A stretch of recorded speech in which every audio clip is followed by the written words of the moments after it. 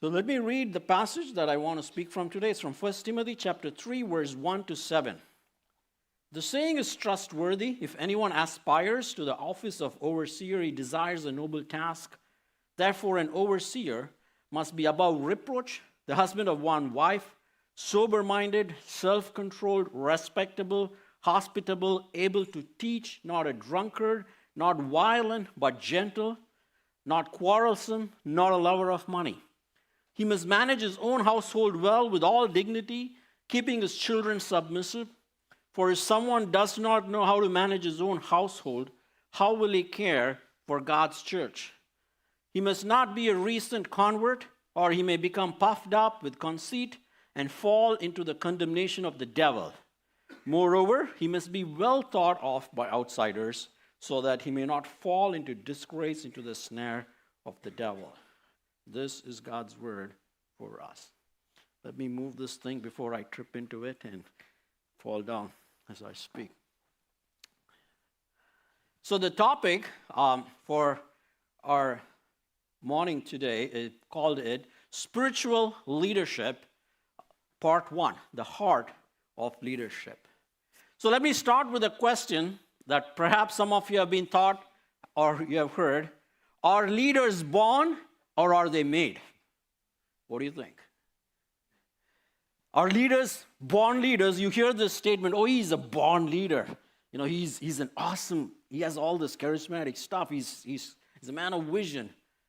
If that is the case, then there is no hope for most of us. Well, it is true that God does endow us with certain qualities, but leaders, believe it or not, are actually made. And this gives hope that anyone, in fact, every single one of you here, can and should aspire to be a leader. But what is the kind of leadership the world needs today is the big burning question. You know, in December 2023, U.S. News, combined with Harris Poll, they released a survey on what average Americans think today is the state of leadership in this country. So this is what the survey results came up with. It said a strong majority of respondents believe corporate America is in the midst of a leadership crisis, and that older business leaders refuse to pass the torch to the next wave. And it's a negative assessment of American leadership across the board. You know, it asked 2,100 adults to assess the state of leadership, and this is what they came up with. In fact, more than 75% of those who were surveyed agree with this statement that there is a crisis in corporate America today.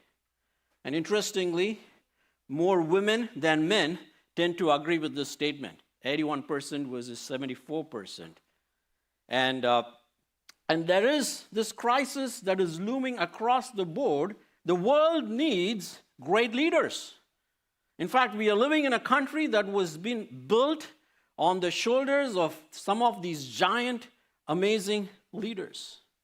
And even as this nation is going into a presidential poll this year, everyone is thinking, how do I decide who to vote for? What qualities should I look for in a leader? You know, in Jim Collins, in his book on Good to Great, he talked about how some companies are the ones, though all are good, how some make the leap to become great. You know, the first thing he talks about in Good to Great companies is the first thing a company needs to care about is the who and then the what. You know, who is going to be the leader defines what that organization is going to look like. Before you start driving an organization in a particular path, the leaders define their organization's culture. As the leadership is, so is the organization. You know, I studied leadership intensely at Fuller when I was there, and there was this prof who studied leadership emergence theory. It's a theory. It's both in secular world and in the Christian world, where he investigated thousands of leaders and came up with a model to understand leadership. And one of his startling conclusions, as I might have shared before, is that 3 out of 4 leaders do not finish well. Not because they lacked a particular skill or competence, there was a big, glaring deficiency in their character. So as I have tried to study this and also looked at different passages of Scripture, I've tried to come up with my own 3 C's, I think, are critical of a leader. Perhaps one day I may even write a book on this. So the 3 C's I have come to understand that are important for any leadership, let alone in a church, are character, competence, and compassion. What makes a leader someone who can be trusted and followed is if they have all of these issues. You know, right now, the crisis that we are seeing in this nation across the board, whether it's politics or corporate or church, is because for a long time, we tended to be a pragmatic culture and placed an emphasis purely on competence at the expense of character. So we wanted to hire the best guys who can bring you the biggest bang for their buck and not even bothering much on the other 2 aspects. So I like to do this. I came up with different permutations, combinations. And please don't judge me as I've tried to judge some leaders here. I gave some tag names for them. This is not like Bible. Don't take it as authoritative as that. You can critique and give other information. Let's look at some combinations. The first combination you can see is, what if you have only one of these at the expense of the other? A leader who has a great character but is not competent and does not have compassion, I want to call them an incomplete leader. You know, a leader who is very competent but has no character or compassion, of course, is pretty simple. He's an ungodly leader. You know, a leader who's very, very compassionate but lacks competency and character is an insufficient leader. And then there is few more characteristics, right? When you have 2 instead of 1, a leader who has both character and competency but is cold, you know, nothing moves them, and they're not caring about other people, you can call them a cold leader. Someone who has character and compassion but doesn't have competency is flat out an incompetent leader. You know? Someone who is both competent and is compassionate but doesn't have character, I call them an unspiritual leader. But the kind of leader that is needed and makes an impact is who I would call as a spiritual leader, who has competency, who has character, and who has compassion. And in fact, these are the leaders who we can call there is a term that is commonly used, integrity. Lead with integrity. And integrity presupposes that you are someone who's trying to bring together different aspects collectively. So a spiritual leader is one who can integrate their competency, their character, and compassion. That's the kind of leaders that the world needs, and that's the kind of leaders, especially, what the church needs to produce. And so when we are talking about church, there is only one difference in that, though anyone can be a leader. But to be a leader in a church, you need to have that calling. And it is a spiritual dimension of leadership. And so the person who is writing this letter that I read to you is the Apostle Paul. He was a great, flamboyant, competent leader in his former life. In terms of competency, he had it all. You know, he went to the Ivy Leagues of those days. He was, in terms of religiosity, he had mastered Judaism. He said, I'm the Pharisee of Pharisees and Hebrew of Hebrews. In terms of religious practices, he outdid everybody else. And so he would score very high on his competency. But until he met Christ, he really could not grow into being a compassionate leader with a godly character. And so he is writing this letter to someone whom he trained, and he is passing on the mandate, his protege. He was in Ephesus, the city, for 3 years, and there were some leaders self-appointed leaders who came up, and they were teaching false doctrine. They were leading immoral lives. They were having problems because they didn't have all of these things. And so Paul is coming and telling Timothy what he should look for when it comes to the church, of who and how those leaders should be. And so he starts by saying, if anyone, which means this is not for everybody, like I said, if you are called, aspires to the office. The word aspire comes from the Greek word for someone trying to stretch out to reach and get something. And what this implies is these three things just don't happen like that. It's a piece of work. You got to work in developing your competency. You got to work in focusing and being intentional in forming your character. You got to work towards exercising compassion towards others.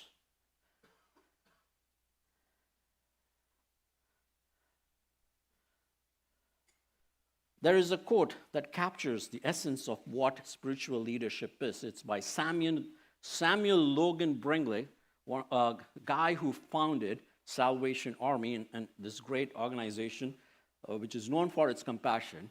He says, spiritual leadership is not won by promotion, but by many prayers and tears. It is attained by confessions of sin and much heart-searching and humbling before God. By self-surrender, a courageous sacrifice of every idol, a bold, deathless, uncompromising, and uncomplaining embracing of the cross, and by an eternal, unfaltering looking unto Jesus crucified.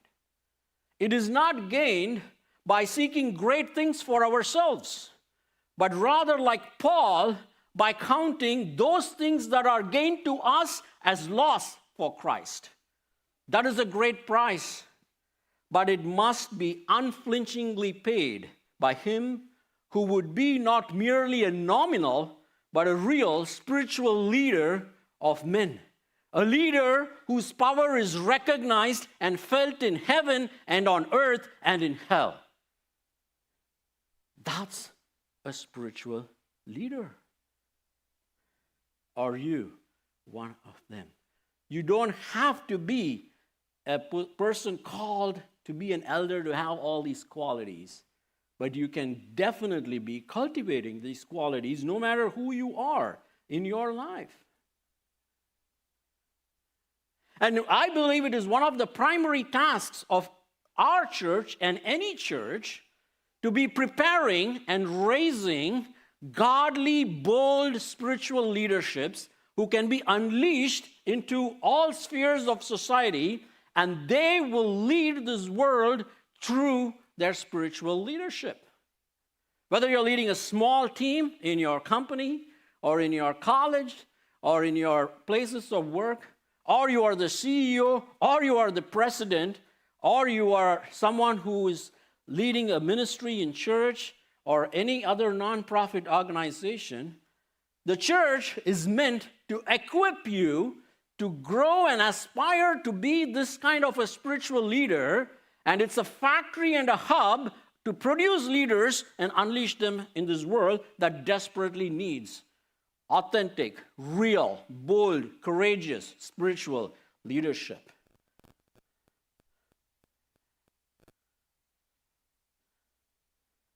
And so this is for everyone in one sense. So let's dive in to specifically for the church that Paul says 3 aspects of spiritual leadership are needed.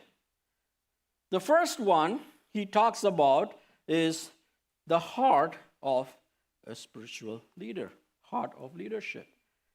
And he's going to talk, the second thing is about the family life of a spiritual leader. And third is the social impact of a spiritual leader. So it's a very holistic approach to leadership. In fact, the heart of leadership is actually our heart. That's where it all begins. And so he says, therefore, An overseer must be above reproach, the husband of one wife, sober-minded, self-controlled, respectable, hospitable, able to teach, not a drunkard, not violent, but gentle, not quarrelsome, not a lover of money. He gives some indispensable non-negotiables for spiritual leadership. He gives 7 must-haves and 4 must-not-haves. And he says, this is how you can aspire to be a spiritual leader, and you can recognize them when they are there in your church. You know, you don't become a leader or an elder because you went to seminary or you passed an exam. This is your lifestyle. If you have shown evidences of this, is when Paul tells Timothy, pick them and appoint them as elders. So the first one, he says, is you should be above reproach. You know, the Greek word is someone who is not entangled or tied, so to be taken to prison. You know, and he's talking about how there is nothing in their life that would raise a question mark about their character. Second thing, he says, husband of one wife. You know, he's not talking about marital status, but he's talking about moral integrity. Because if you're a leader, the place your leadership is tested the most is not in your workplace, it's in your marriage. The person who can vouch for your leadership is not your manager who gives you your performance appraisal, it is your wife. Because there is nowhere to run and nowhere to hide. You know, we can put great acts outside to impress the world that we are awesome and amazing, but our wives know exactly who we are.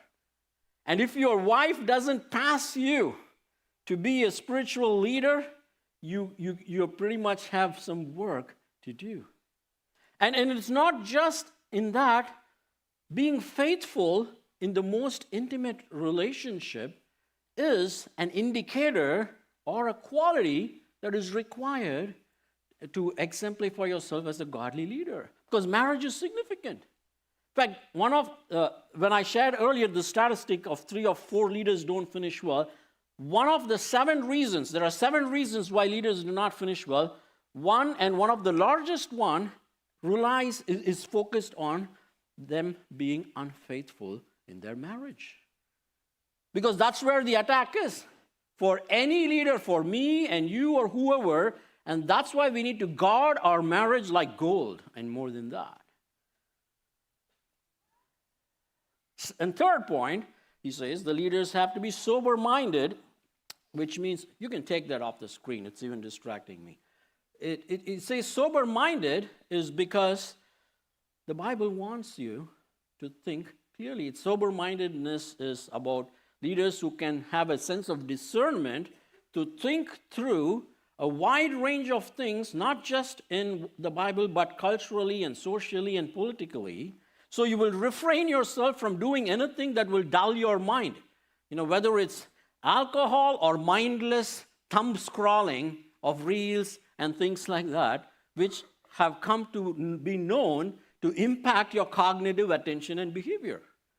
So one of the recommendations I have is to delete all these stuff on your phone. You'll gain 1 to 2 hours a day, is what they say on average, that you can use to read something. There are actually apps that have come to help people deal with thumb scrolling addiction that involves use that time to learn a new book. I mean, they give you some book summaries and things like that, or learn a new skill or whatever.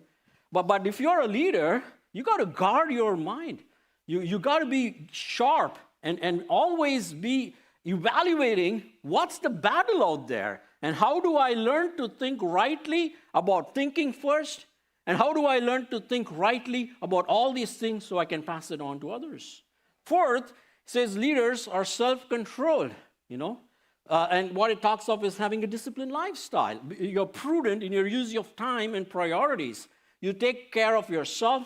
There's self-care. Take care of your family and your marriage. There's family care, and then you take care of the families around in your church. Fifth, they are respectable. The Greek word for respectable is kosmios, which carries the idea of orderly. The word kosmios comes from the word cosmos, which is the opposite of chaos.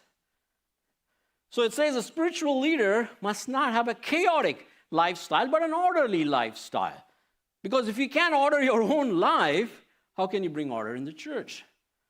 You know, Homer Kent, who wrote the Pastoral Epistles commentary, says this: the ministry is no place for the man whose life is a continuous confusion of unaccomplished plans and unorganized activities. Sixth, I'm going through this fast. Don't worry, we will come back to this passage several times. You'll hear me preach a lot of sermons on this. So it's not exhaustive today. Fifth, he says a leader is hospitable. And the word for hospitable is philoxenos. Philo is the word for love. Xenos is the word for strangers. This literally means if you're a leader, you open your home to strangers to show love. Someone who is hurting, someone who needs help in some particular way, are they comfortable to come and have tea in your home? That's a quality of a leader as well. And in fact, it's usually referred to love strangers, and it's a frequently commanded Christian virtue, and early Christians did this. You know, the same word is found in Romans 12:13 and Hebrews 13:2 and 1 Peter 4:9. It's not talking about entertaining friends. We have a wrong understanding of hospitality. Asian cultural understanding of hospitality is only one thing: food. I'm going to invite people home and serve food. And that's my hospitality. My gift of hospitality is serving food. Nothing can be further from the truth. Food is good. I'm not against food, so please don't stop serving it if I visit your home. I love food. But that's not the number one thing. Hospitality is, and not just invite friends who you only like, only those in your age group, only those who speak your particular language. A simple test you can ask is, in all my years, all the people whom I have invited in my life, how many would I say are strangers? In the sense that they don't speak my same language. They're not my same age group. They're very different, and I have actually shown love. That's hospitality. And it's really helping, opening this home to show love and disciple them. And that's what it is. We'll talk more later. Seventh, this is the only one in this entire list that Paul is giving that talks on competency. All of the 6 things he has talked so far have to do with the heart and character. Because that's where the emphasis is, and that's why I've called it the heart of leadership. It says you're able to teach. You know, in 5:17 also it says an elder must be a highly skilled teacher. And it doesn't come easy. It means someone who works hard in his studies, who's a constant lifelong learner. And that's the only qualification that sets apart an elder from a deacon, that he's willing to put in the work to continuously grow in his understanding of God. And why it talks about teaching is because as a leader, you're not just judged by the quality of your teaching. Richard Baxter wrote this book called The Reformed Pastor, and this is what he says. He says, "He that means as he speaks will surely do as he speaks." Because if you're standing up here and you're teaching stuff, and you go back and you live your life that is counter to that, you're the biggest and worst hypocrite in the world. The number one reason children of Christian parents stop believing in Christianity is because they see through the hypocrisy in their own parents who don't walk the talk. And the number one reason why people lose trust in leadership in companies and organizations is because the leaders who don't walk the talk. So after telling these 7 must-haves to describe the heart of leadership, he says what he must not have. These are pretty self-evident. I don't need to give an hour of explanation. He says you must not be a drunkard, or you shouldn't have addictions that is competing with your loyalty to Christ and the church. He says he must be non-violent and gentle, especially when faced with opposition. This is not easy, because when you are a leader, people will be criticizing you all the time. You cannot satisfy everyone in every situation at all times, and you need to be okay with that. Not just okay, especially if you're not someone whose message is acceptable, they can actually come after you, like they did for Paul. Everywhere he went, he was thrown into prison. Previously, he was the one who was killing and throwing people into prison. But when you are a spiritual leader, you embrace opposition. You don't get mad. You don't get upset. You're even willing to suffer if that will help further the cause of Christ. And he's not quarrelsome. He's a quality of leaders. You're not someone who's always picking on fights, on minor things. Where you're majoring on the minors and minoring on the majors. So you're not, he says, those kinds of people are not fit to be elders, no matter how much right theology they know and how many other things they do right. If you're a quarrelsome person in a church, you're not ready to be an elder. And fourth, he says, you're not a lover of money. Because as a leader, another big indication of who you are is your attitude towards money. Because that's where you're going to put your money where your mouth is, isn't it? It shows your attachment to it, or if you are controlling money, or if money is controlling you. And a good indication is a spiritual leader lives generously. If you have more, the reason you're given more is to give away more, not to hoard and keep it to yourself. You see evidences of that. So that's the heart of spiritual leadership. And second, he moves to talk about what's the family life of a spiritual leader. And before I move on to that, let me pause and ask you this. I know I went through a bunch of things in a very rapid-fire way. If you were to ask yourselves this morning, you don't have to be an elder of a church. Where do I rank myself in all these qualities that Paul is talking about? This is how leaders are made, my dear friends. And this is where you begin, in your heart. And when we look at our children, or if you're someone who is in college and is ready to take on the world, you can ask yourself, am I ready to be this kind of a spiritual leader, to impact my place of work? This is what the world needs to demonstrate to those around me. And this is what we need to be training our children to become, starting from the day they are born. We have a vision for their life that my son or my daughter, I want them to be a spiritual leader wherever they may be in the world. We do not want everyone to end up in church.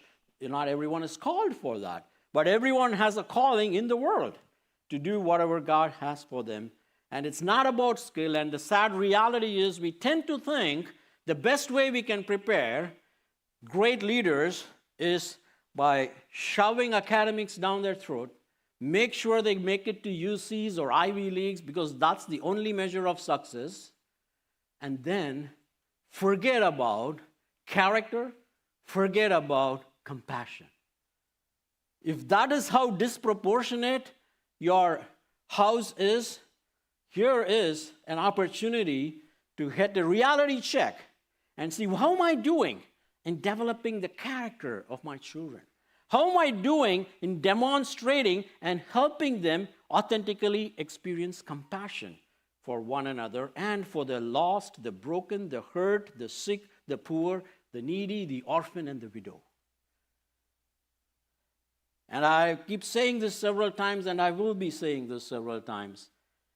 There is not only a lack of godly spiritual leadership in the world, there is a lack of godly spiritual men in the next generation. We have highly skilled, extremely successful, extraordinarily gifted and talented young Christian men.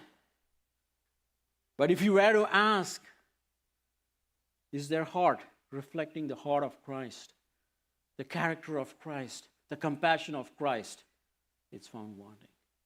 One of the biggest things young girls that I counsel, they ask and talk to me is, the guys whom we meet or date or listen to, they're all super successful guys, but I find them lacking and wanting in character and compassion.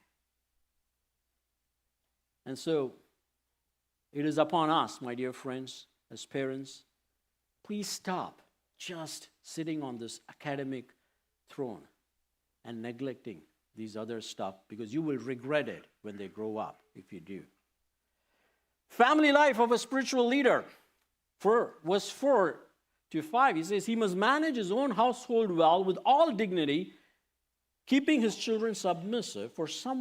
If someone does not know how to manage his own household, how will he care for God's church? Manage his home household is an overall thing.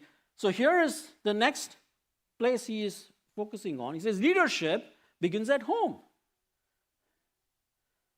How you are a spiritual leader in your home is number one. And why are all these things happening that I just highlighted earlier? Is because men do not rise up to be the spiritual leaders they need to be in their homes. So the number one task of leaders is to be spiritual in their homes, to provide for them, emotionally being sensitive and helping. They should be leading their families. And young men or kids, I lost my father when I was 15. I did not have a father who can model for me what a true godly spiritual leadership looks like. But God brought several mentors through whom I learned what being a real spiritual leader means. But if you are one, God expects us to lead our families well and to prepare our young men to lead families. And as pastor, I keep getting asked sometimes from Indian parents who want to do arranged marriages.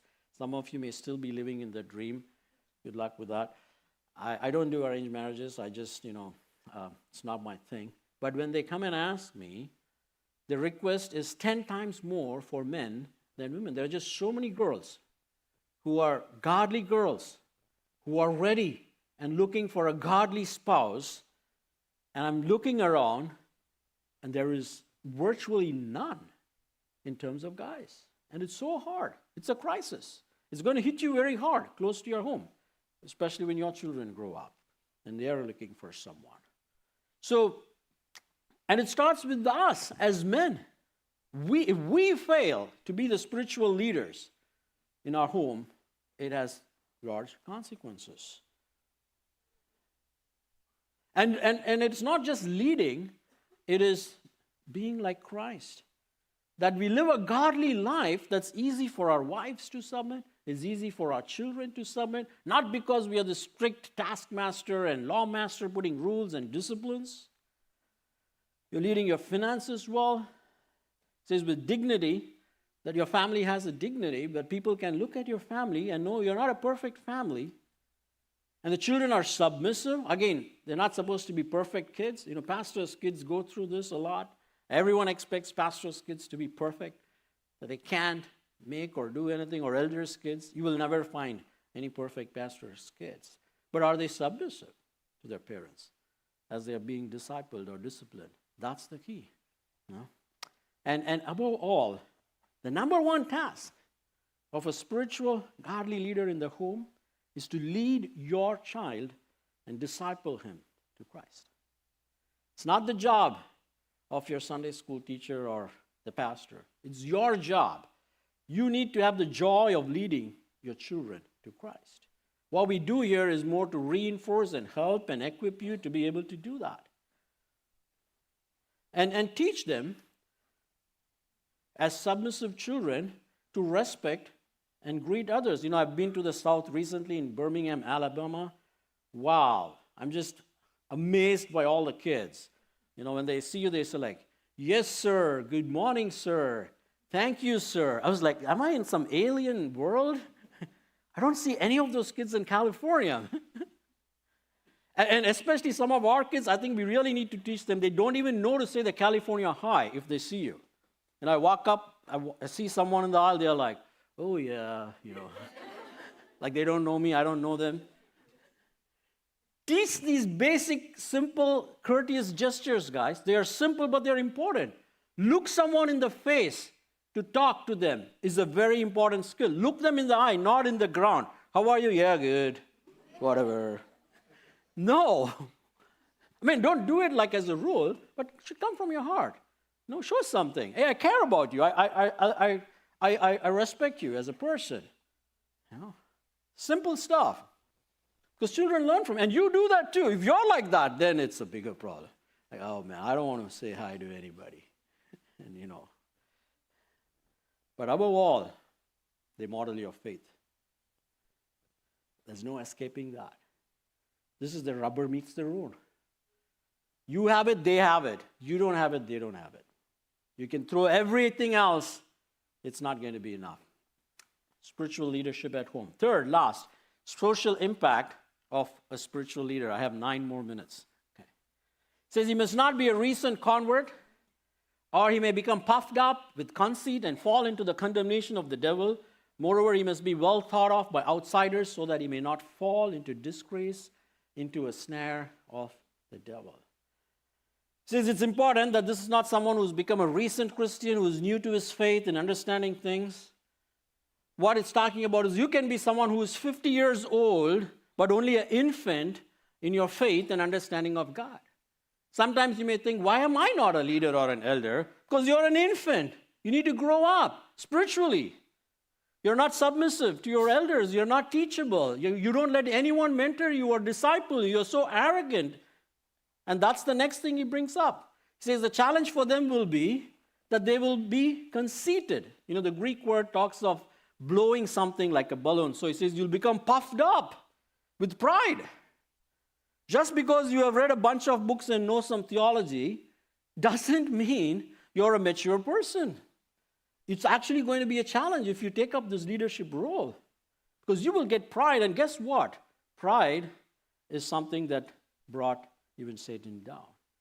And not just that, that's internal. Externally, he says, you will fall into the condemnation of the devil. You won't be able to handle the spiritual attack. Spiritual leadership, when you're a spiritual leader, you have a target on your back to be attacked every day. Because if you can be brought down, an entire organization can be brought down. And then it talks of impactful living externally. He says you need to have an external witness. The word used for witness, shockingly and surprisingly, is the Greek word martyr. And we know what martyrs did. These were people who were willing to die for a cause, that they wouldn't flinch even at the threat of life to say no to what they held dear and believed in, which was the gospel of Jesus. So it says, be well thought of by outsiders so that they may not fall into disgrace, into the snare of the evil one. And therefore, you need to be praying for your leaders, like fervently, dearly, every day, because they have 10 times more battles to fight. You know, a spiritual leader, an effective spiritual leader, and this is something I've been growing more and more in my conviction and understanding recently, is not someone who leads by his feet, but leads through his knees. Is someone who seeks to influence people not through his charisma or gifts or activities or preaching or sermon or ministries, but on his knees. A praying leader is a powerful spiritual leader that even hell is afraid of. But the ultimate model for this leadership, there is no one single human being who has ever done this consistently, completely, perfectly, other than Jesus Christ himself. He is the only one who exemplified all of these leadership qualities. He loves his bride, the church, you and me, in spite and despite of all our shortcomings. And in spiritual leadership, you will meet people who are broken, who are, someone said, ministry is the most thankless, heartless work because people forget things fast. You can be with people in their moments of crisis and needs and do so many things, but just one word or one thought or one action, they'll just cancel you. And once you leave ministry, one of the things many pastors have shared is people forget who they are and what they did. So you don't want to be in ministry if you want all those things. And you have to be here only and only because you love Jesus. And you're not expecting all these things from others. And that's what Jesus did. unconditionally loves us. He loved his bride. He, in fact, even gave his life for her. He was the one who was tempted in his most vulnerable situation in the desert, and he overcame all temptations. And when it comes to hospitality, he served his disciples who ran away from him when he needed them most. He cooked breakfast and invited them, come, let's eat. Have you done that with your enemies? Someone who's messed you up and you're not able to see eye to eye, invited them home and served them food? It's hard. And he's the one who's preached the greatest of sermons, whether it's the Sermon on the Mount or talking to the disciples on the road to Emmaus, opening their eyes to see all of Scripture. He's a gentle king. He came riding on a donkey and not on a horse and chariot like a powerful Roman king. When he was reviled as the king who came into this world that he created, that he was willing to put himself under, 1 Peter says he reviled not in return when they placed a crown of thorns upon his head and mocked him. He could have destroyed him like that. He had the power to use it, and yet he embraced that. He is indeed the ultimate model of a true and great shepherd leader. And if you want to be this kind of a spiritual leader, you cannot do that on your own. It's only when you have this Jesus as your shepherd who can shepherd you, who is in your heart, and you let him be your gentle king. Can be like that. The person who wrote this lived it, the Apostle Paul. He was the worst leader in the spiritual leadership sense. But once he met Christ, he had this amazing transformation. He talks about how many times he was shipwrecked, he was flogged, he was beaten, he was thrown into prison, and yet he loved on these people that he dearly gave his life away. Another Puritan minister, Stott, in his book Between Two Worlds, says this, and I'll close with it. The office of the Christian ministry, rightly understood, is the most honorable and important that any man in the whole world can ever sustain. And it will be one of the wonders and employments of eternity to consider the reasons why the wisdom and goodness of God assigned this office to imperfect and guilty men.